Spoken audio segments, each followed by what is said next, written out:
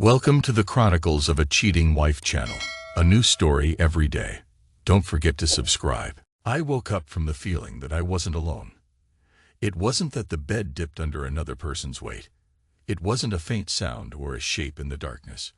It was a sense, like someone else's breath in the room. Immediately, my heart started hammering in my chest. I stared into the darkness, letting my eyes adjust. But there was no one there. Just the outline of the dresser, the faint glimmer of moonlight reflecting off the mirror over the bed. My fingers clenched the sheet as I tried to calm myself. Sometimes my mind plays tricks on me, especially these days.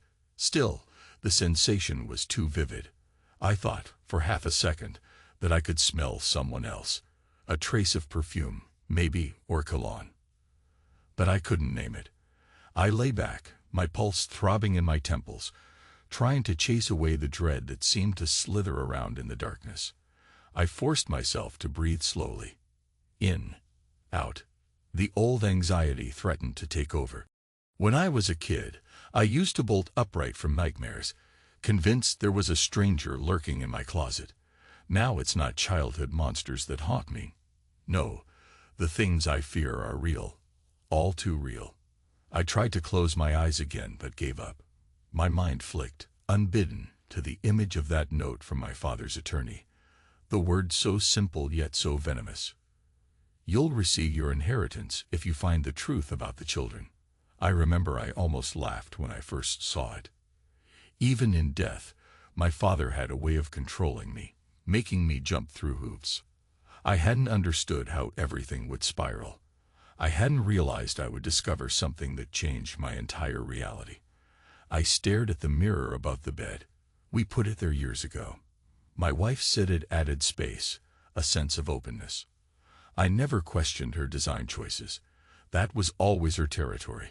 But now, whenever I see that reflection, it's like a silent witness.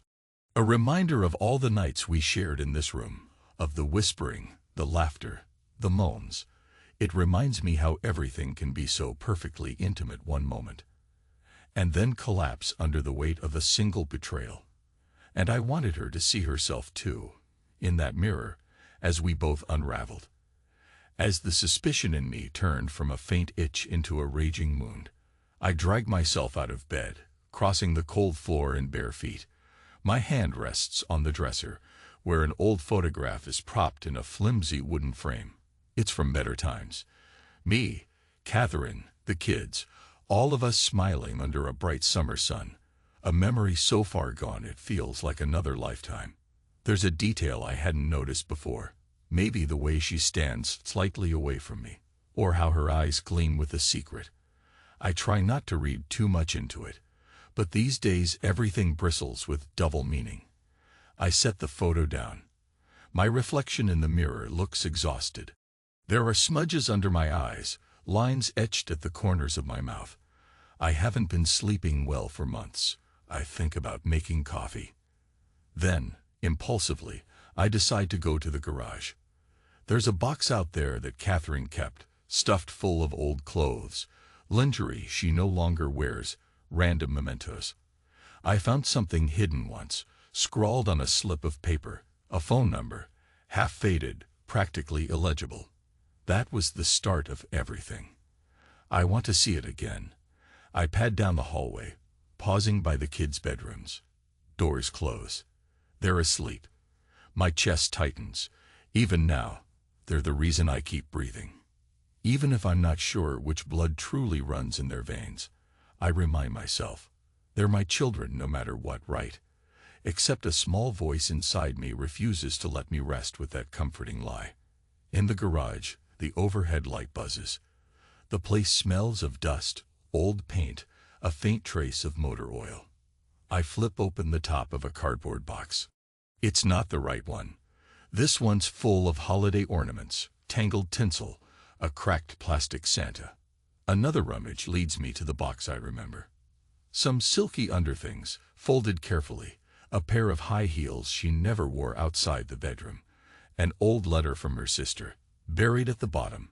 Exactly where I found it months ago is that slip of paper. I hold it between two fingers, the edges brittle.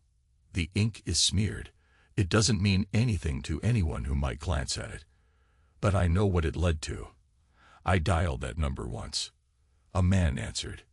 He paused, like he recognized some deeper meaning in my voice, and then he said, "You're not the first one to ask about this."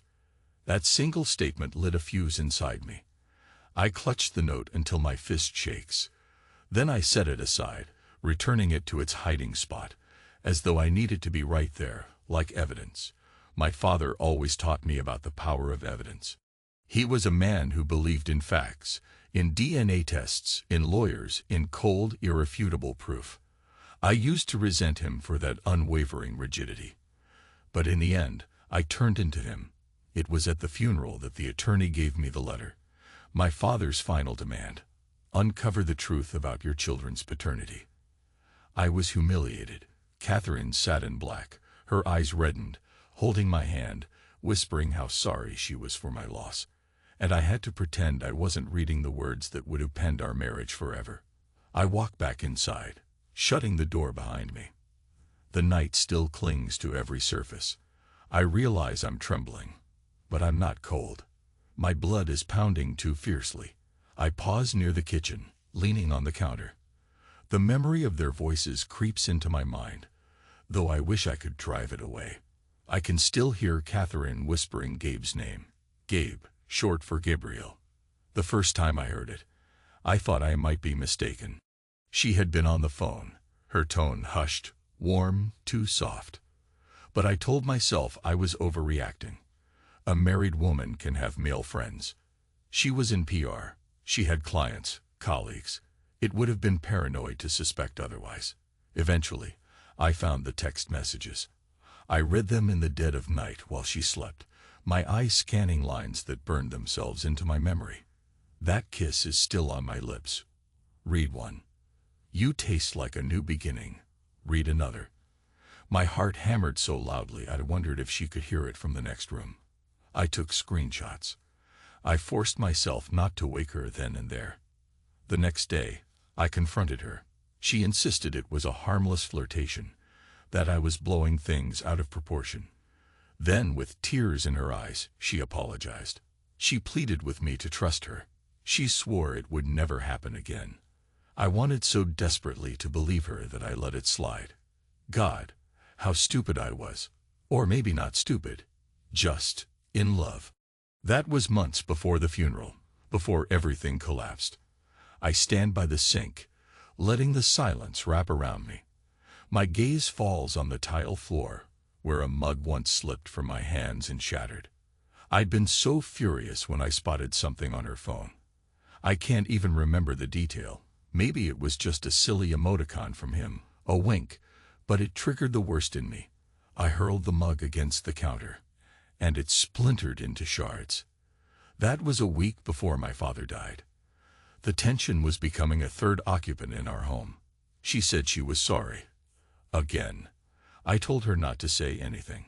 She cried quietly. The next morning we both pretended it never happened. I should try to get some sleep, but my chest is too tight with the memory of how I finally caught them. I see it in flashes. Catherine's silhouette in our bedroom in the late afternoon, the curtains half drawn, the sunlight painting the walls in gold. The kids were at a friend's birthday party. I was supposed to be at work, finishing a presentation, but I came home early, intending to surprise her with dinner plans. Even now, my hands curl into fists as I recall the faint moan I heard from the hallway. A low voice, his voice, whispering her name. My name stuck in my throat. I couldn't speak. I could barely breathe. I froze outside the bedroom door. I remember the smell. Jasmine perfume. The same one Catherine always wore for me on special nights. I hate that smell now. I stood there, not knowing if I should barge in or run. Then I heard the rustling of bedsheets, a soft gasp, the hush of bodies pressing together. My heart thundered so loudly that I was sure they would hear me. And at that moment, a rage unlike anything I'd felt in my life tore through me. I should have charged in like a madman, maybe, but some part of me wanted to see. I couldn't help myself. So I inched the door open, just enough to catch sight of them, in the reflection of that damned mirror over the bed. Catherine's eyes were closed, her face turned toward the glass, a flush spread across her cheeks. His hand slid along her thigh, and she arched into him. The sound she made, some mix of pleasure and relief, broke me. It was raw, undeniably real, and not for me. I wish I could say that I snapped right then, that I burst into the room and confronted them. Instead, I felt an almost electric numbness. My vision narrowed, and I backed away, creeping down the hall before they could notice. I made it to the living room before I collapsed on the sofa, my heart pounding so hard it hurt. I was shaking, sweat pouring down my face. I stared at the family photos on the mantel. Smiles, birthdays, vacations. Lies, I thought. Lies. I don't know how long I sat there, my mind whirling. By the time Catherine came downstairs, he was gone. She didn't realize I'd been home. Her hair was slightly disheveled. She looked content in a way she rarely looked with me. She asked me why I was home so soon. I forced myself to stand. My voice felt distant when I answered. And in my head, a single question repeated: are the children even mine? Sleep is impossible after those recollections. I go to the fridge, pop open a bottle of water, take a few slow sips. My father's funeral was the next day, ironically. I barely kept it together. Catherine was by my side the whole time, wearing black, tears on her cheeks for my father, or maybe for me. When the attorney gave me that envelope, she asked me what it was. I lied. I said it was something about the estate. I had no intention of telling her the truth. She never liked my father much. He was too stern, too suspicious, too controlling for her taste. That night, as we drove home, I remember thinking, if only the old man had died a week earlier, maybe I wouldn't have had to watch my wife in bed with another man. The cruelty of that thought ate at me, but I couldn't help it. I was angry at everyone and everything. The inheritance was substantial. My father had made good investments over the years, building a comfortable nest egg. But he never approved of Catherine, always saying I could do better. Deep down, maybe he suspected something. The letter was short, typed out, with only the last line handwritten. You'll get it all if you prove the truth about those kids. I was too drained at first to be furious. Then the rage came. How dare he question my children? He was gone. He couldn't defend himself, but I raged at him in my head. The next moment, the image of Catherine and Gabe soared back into focus. I nearly swerved off the road. She placed a hand on my thigh, alarmed. I just shook my head, pulling the car back under control. I think that was the moment she realized something was very wrong. Back in our bedroom, I confronted her. I told her what I saw. She tried to lie. She insisted I was misunderstanding, that I didn't see what I thought I did. Then, when she understood my fury was real, she pleaded for me to let her explain. It was all so predictable. Yet I let her speak. She said she never meant for it to go this far, that it started with innocent flirting. My words felt like acid in my mouth. Innocent. Right. The pain was so deep I couldn't bring myself to shout, so I just stared at her with cold, quiet intensity. My father's accusation about the kids weighed on me, but I couldn't form the question yet. Instead, I told her to sleep in the guest room that night. She tried to touch my arm, to apologize again. I jerked away, silent, furious. She started crying. I turned off the lights. The next few days, I went through the motions of the funeral arrangements, the reading of the will, all the formalities. The kids asked me why Mom was sleeping in the guest room. I told them it was because of my father's passing, that I was having nightmares and needed space. I hated lying to them, but what could I do? I wasn't ready to destroy their world.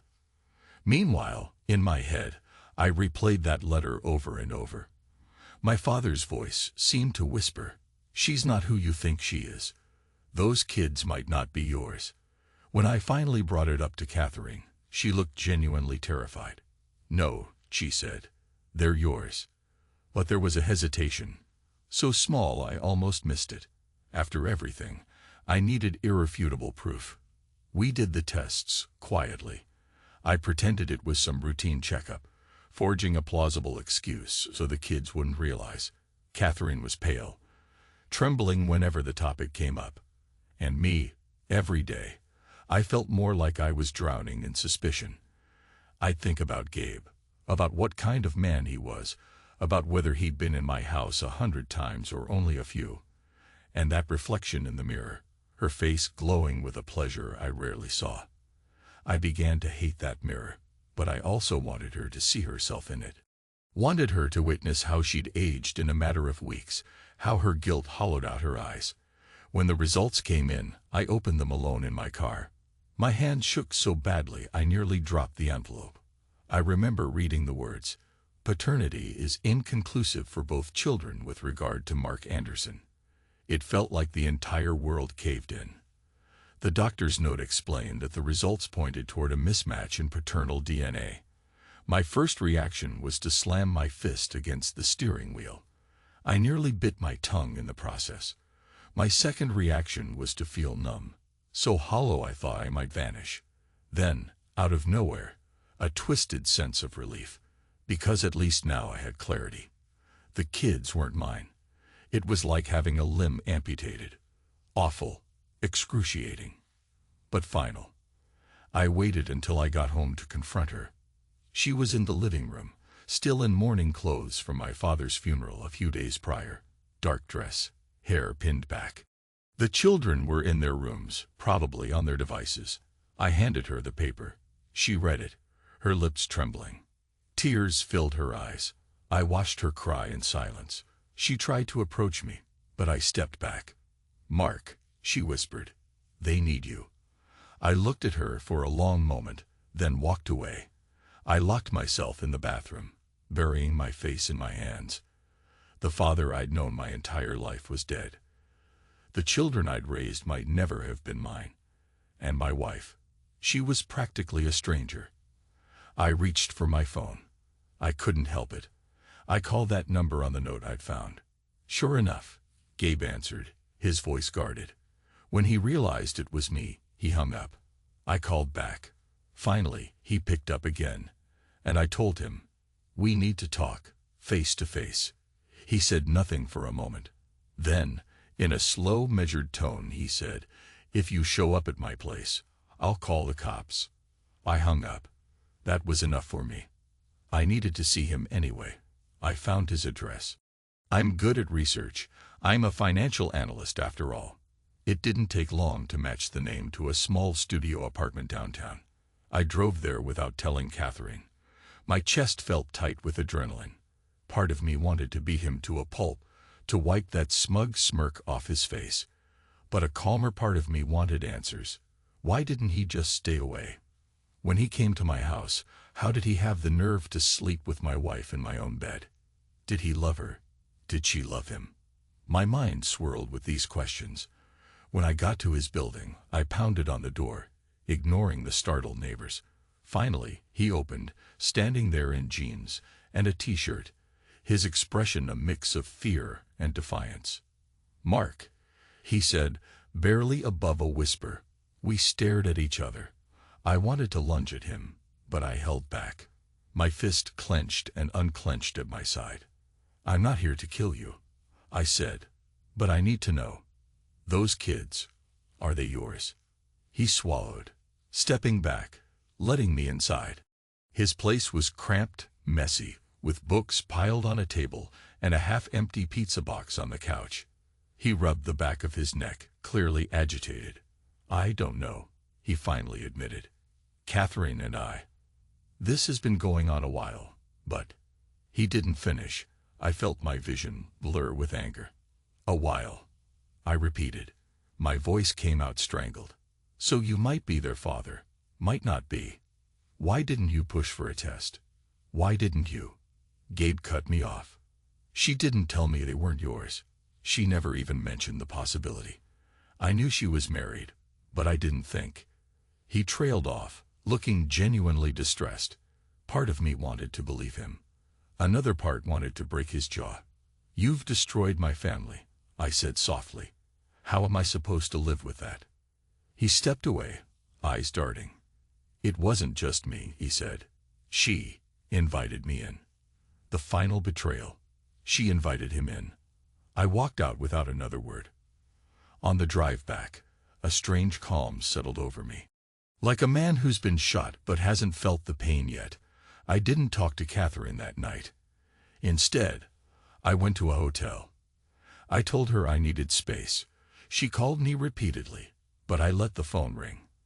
I sat on the edge of the hotel bed, the TV muted, my thoughts spiraling. Finally, I decided to do what my father would have done: gather evidence, talk to lawyers, prepare for a legal onslaught. If Catherine tried to claim spousal support, if anything threatened my inheritance, I would have the upper hand. My father was controlling and cold, but he taught me how to fight. Now I understood what it meant. The legal battles began in hushed offices with tall windows. Polite voices asked invasive questions. Catherine tried to contact me outside these meetings, but I refused to engage. She'd sit across the table, her eyes dark with regret, her hands twisting in her lap. Her lawyer tried to spin it, but the paternity tests were definitive. The kids might not be mine, though for all we knew, one or both were fathered by me. The tests only indicated a mismatch for certain markers, enough to cast serious doubt.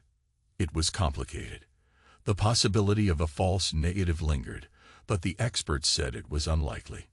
Meanwhile, my father's estate was in limbo until I satisfied the terms of his letter. And so, day by day, I watched Catherine's face grow haggard, the lines around her mouth deepen. I insisted on more tests, more clarity, dragging out the process. Maybe it was cruelty, or maybe it was self-defense. I wanted her to feel every second of that uncertainty. All the while, I visited my children. Our children. On weekends, I kept them out of the legal crossfire as best I could, but they sensed my hostility toward their mother. They asked me questions I couldn't answer. My son asked why I seemed angry all the time. My daughter asked if we were getting divorced. I told them to be patient. Inside, I was dying, torn between my love for them and this toxic bitterness. I wanted to tear Catherine apart, see her pay for her betrayal, but I still wanted to spare the kids. The contradiction nearly destroyed me. The stress took a toll on my health. I lost weight. My blood pressure soared. I'd stare at the mirror in my bathroom and see a man I hardly recognized, haunted eyes, hollow cheeks. But a strange determination kept me going, something like the ghost of my father urging me not to break. In the midst of all this, Catherine kept sending me messages late at night, pleas, apologies, confessions of love. I read them, but never replied. I changed my phone number eventually. Let her see how it feels when someone you love vanishes behind a silent wall. At one point, Gabe tried to call me again. He left a voicemail saying he felt guilty, that he was willing to pay child support if it turned out the kids were his. I laughed out loud when I heard that. The idea of him stepping in as a father figure filled me with a searing fury I'd never known. I deleted the message without replying. Let him rot in his cheap apartment with his romantic illusions. I was done with both of them. Time passed in a blur of court dates and lawyers. Catherine's tears dried up in public, replaced by a quiet desperation. She tried to discuss settlement deals. She tried to reason with me, to remind me that for years we were happy, that I was a loving father to our children, that they adored me. I would sit there, silent, letting my attorney do the talking. Then, at one meeting, I noticed how her hands trembled when she picked up a glass of water. She looked older than her 40-some years. Strands of gray had begun to show in her brown hair, wrinkles forming around those once lively eyes.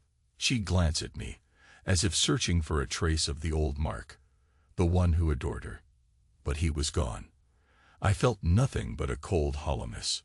The tension hit a breaking point when the final test results confirmed that neither child shared my full DNA profile. There was a slight chance of a lab error, but it was enough for me to proceed as though my father's suspicion was validated. I demanded a revised custody arrangement, though, ironically, I was rejecting the role of father in the legal sense, while still wanting to keep contact with them. The contradiction was maddening. But I pressed on, determined to break Catherine as she'd broken me. One evening, she showed up at my rented apartment unannounced.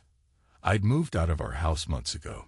She must have followed me or pleaded with mutual friends to find out my address. I opened the door to find her standing there, drenched by the rain. She looked exhausted, her eyes rimmed red. I almost shut the door in her face, but something in me hesitated. She stepped inside, shaking, water dripping from her coat. I stayed silent. She started speaking, haltingly, tears mixing with the raindrops on her cheeks. She said she'd made a mistake, that she'd never meant to hurt me like this. Her voice trembled as she confessed how she got caught up in Gabe's passion, how it made her feel alive after years of routine. But she never wanted to replace me as the father of our children. She claimed they still needed me, that they considered me their real father, biology be damned. I listened without blinking. Then, in a voice so low I barely recognized it as my own, I said, "Get out." She tried to protest, but I repeated it, stepping closer, my face inches from hers. Something about the calm fury in my eyes must have scared her. She turned and walked out into the rain, shoulders slumped. I closed the door, locked it, then sank to the floor, feeling both triumphant and devastated. I felt triumphant because in that moment I saw her lose all hope. I saw the guilt, the shame, the pain she carried. And it was like I had become my father. Unforgiving, merciless, hunting for any sign of weakness. But I was also devastated because I remembered the girl I fell in love with. The one who smiled at me across the college courtyard, who teased me about my neat color-coded notes. The one whose laugh filled our first apartment. I had once believed I would grow old with her. Now I couldn't stand the sight of her. The final showdown came in the mediator's office. We sat around a polished table, the lawyers present, the kids' interests supposedly at the forefront. Catherine tried to speak, but her attorney advised her to remain calm. My attorney listed demands, some reasonable, some brutal, designed to corner her financially. I watched her face crumble. She signed the agreement, her voice barely above a whisper, accepting fault in the dissolution of our marriage, granting me certain concessions. Part of me felt sick. Another part felt a cold satisfaction. I closed the door on that chapter. But the real revenge was more personal. I told her I intended to keep the house. She could find another place to live. If the children wanted to stay with me, I'd let them. But I'd never again pretend to be the father I once was. I think she expected me to let her keep the family home, but I refused. If she wanted to see the kids, she'd do it on my terms. She had no choice. She accepted. When she came to pack her things, I made sure to be there, looming like a shadow. I watched her sort through her closet, fighting back tears as she folded the dresses she used to wear for me. She kept glancing at the mirror above the bed, our bed. Her reflection stared back, full of regret and grief. I said nothing, arms crossed. At one point, she reached up and tried to take down the mirror. I stopped her, stepping forward with a look of warning in my eyes. She froze. I told her the mirror stays. She swallowed, nodded, and continued packing. I wanted her to remember how she looked in that mirror with another man. I wanted that reminder to haunt her. The kids were confused. They asked why Mom was leaving, if it was their fault.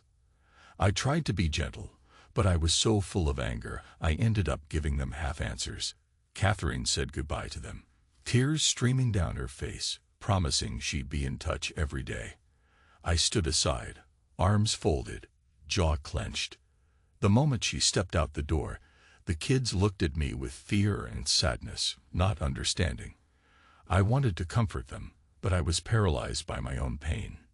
In the aftermath, the house felt empty and suffocating.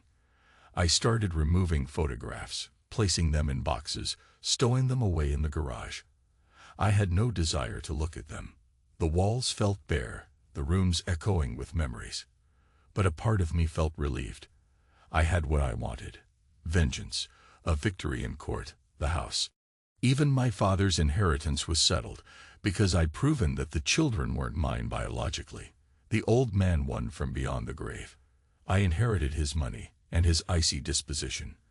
Yet I also discovered that a part of me had died in the process. I was empty, and I couldn't ignore that hollow feeling. Gabe called me again, this time wanting to arrange a paternity test for himself. I hung up on him. Let him try whatever path he wanted. I wasn't going to help him. My kids, if I could still call them that, didn't need another stranger messing with their lives. Over time, he might succeed in claiming fatherhood, or Catherine might let him. I had no intention of standing in his way, but I wasn't going to cooperate either. I was done. Weeks stretched into months.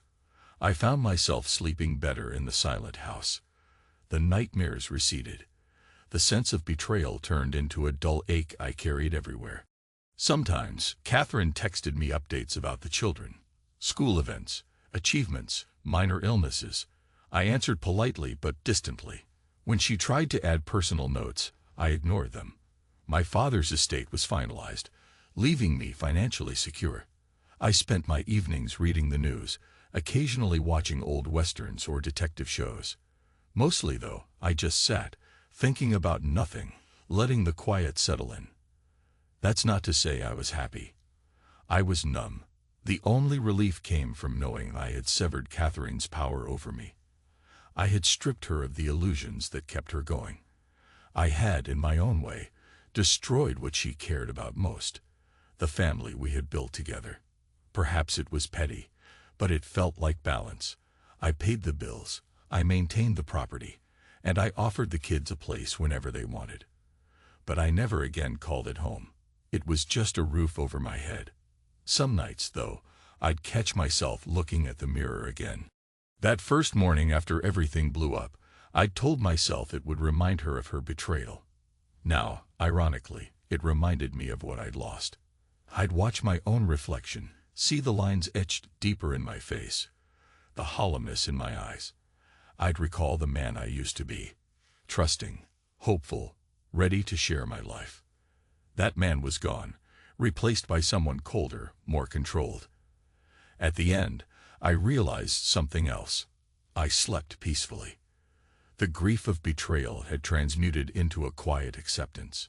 It wasn't that I forgave her, or Gabe, or even my father. It was more that I had burned everything that made me feel powerless. Now, I could rest without nightmares. I didn't care anymore whose children they were. I didn't care about Catherine's regrets or Gabe's guilt. My father's twisted puzzle was solved. The will was settled. The lawyers' offices were silent. I had become a man with nothing left to lose. One night, I stood in the bedroom.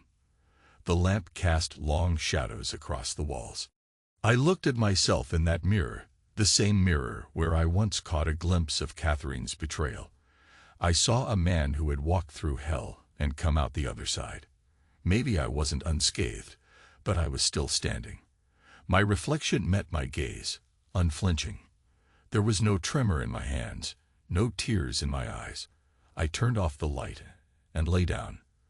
For once, I felt a kind of calm that bordered on peace.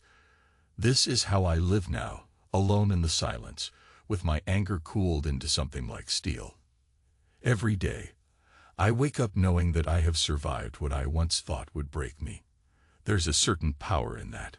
The kids come by sometimes, and I try to be civil. Catherine texts me about schedules, but we don't speak on the phone. Gabe is just a name that surfaces every once in a while. And I remain. Wounded, yes, but also stronger in a way. There's a lethal calm in the knowledge that nothing can hurt me quite like that again. I get up in the mornings, stretch, drink my coffee. I look out the window at the street where the sun filters through the trees. My mind is quiet. I recall how I used to dread this house. Now it's just walls, floors, a roof. The memories are still there, but they don't own me. I decide what to do with them, whether to let them surface or keep them locked away. When I think back to how it began, waking up with that strange sense I wasn't alone, I see it differently now. Maybe I really wasn't alone. Maybe it was the shadow of betrayal that had settled next to me in bed, warming the sheets with its presence. Or maybe it was my father's ghost, reminding me of the inheritance I would soon claim. Doesn't matter anymore. All that matters is that I've learned how to sleep with my eyes open, how to breathe when the air is thick with lies, how to stay quiet and let the storm pass. I lie in bed now, listening to the hush of the house. The mirror hangs over me, reflecting a man who no longer fears what he might see there. I close my eyes, sinking into a dreamless sleep. In that moment, I'm finally certain of one thing. I can live with myself, even if I can't forgive. Silence and emptiness have become my companions, and I welcome them. Tomorrow, I'll wake up, alone, but at peace, and carry on, my future no longer tied to anyone else's lies.